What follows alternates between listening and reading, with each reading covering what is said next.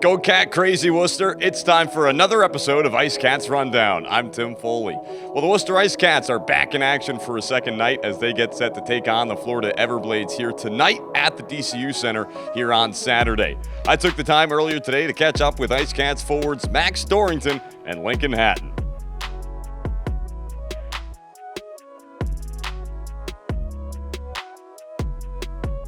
Standing here alongside IceCats forward Max Dorrington ahead of tonight's game against the Florida Everblades. Max, another game here tonight against this Florida team you guys saw last night. Just talk about last night's game, what you guys were looking to do.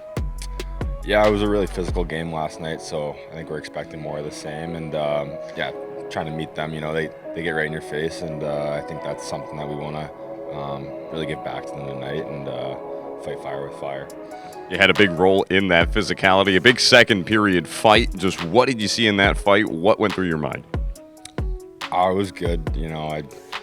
Just a lot of adrenaline for sure at center ice. The crowd was great last night, so it was good to get the boys going like that. And definitely exciting. You had another fight last week as well in Wheeling against Matt Corsia. Just what's been coming up about your game that you've been trying to add that in lately? I feel like I play a pretty physical brand, so it tends to find me at times, and I feel like I've just accepted it for the last couple games, but it's good to know that can happen, and it's just good to stick up for your teammates and provide the energy when it's needed. Max, it's IceCats night here at the DCU Center. You're a Massachusetts kid yourself. We were talking, you went to Lowell Devils games growing up. What's it like being a part now of this Massachusetts minor league hockey scene after having grown up in it yourself for so long watching games?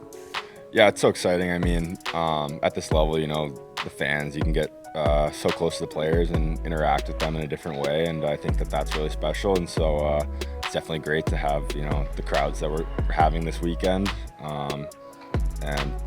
hopefully get a win tonight. Talk about what you guys are looking to do here tonight. You still have 2 more games against this Everblades team. Just what's the first step here tonight? I think get out early on them, and it felt like they were playing pretty structured after they got the lead on us, and I think if we can get out to that early lead and then get into our structure and be tough to play against after that, then should get a good result tonight. IceCats forward Max Dorrington. Thanks, Mac. Thank you. Standing alongside IceCats forward Lincoln Hatton ahead of tonight's game against the Florida Everblade. Lincoln, these nights always so big, always so exciting. The team got a taste of that last night with a great crowd. Just what are you looking forward to about tonight's game and knowing how big this energy is going to be? Yeah, obviously the atmosphere is going to be really fun to play in tonight. Biggest thing I'm looking forward to is 2 points, though. It's mandatory tonight. Obviously the game's skid right now, so we got to turn it around, and 2 points is what I'm looking forward to the most. What are some things you guys did last night that you thought you did well and you're trying to replicate here tonight? Towards the end of the first, we were able to get in there and start throwing the body on a forecheck a bit, and that was able to give us a little bit of sustained offensive pressure. But we just got to get to the net a little more tonight, get some traffic in front of that goalie, and get back to our systems and our game. So it's always interesting seeing how teams match up, out-of-division matchups. It's the first out-of-division matchup of the year here for you guys. Just how do you think that things have lined up based on what you've been looking at ahead of time and what you're looking at now here tonight?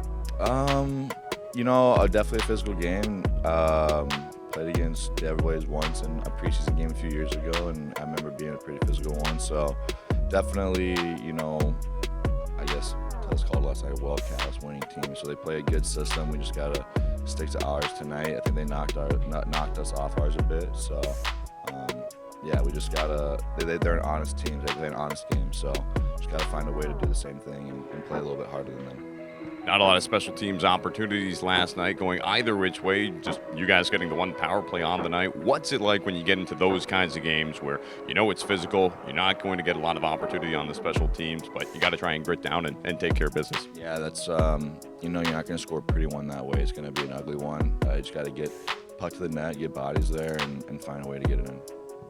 Coming up here tonight, 6:05 puck drop. What are you guys looking to do first 20 minutes? Throw the body a lot. Definitely get on the board. IceCats forward, Lincoln Hatton. Thanks, Lincoln. Thank you. Keep it cool, Worcester. That's going to do it for another episode of IceCats Rundown. Puck drop between the Worcester IceCats and the Florida Everblades coming up at 6:05 p.m. right here from the good old DCU Center. If you can't make it to the game live, be sure to tune in on Flow Sports and on 98.9 Nash Icon, the Worcester IceCats Radio Network.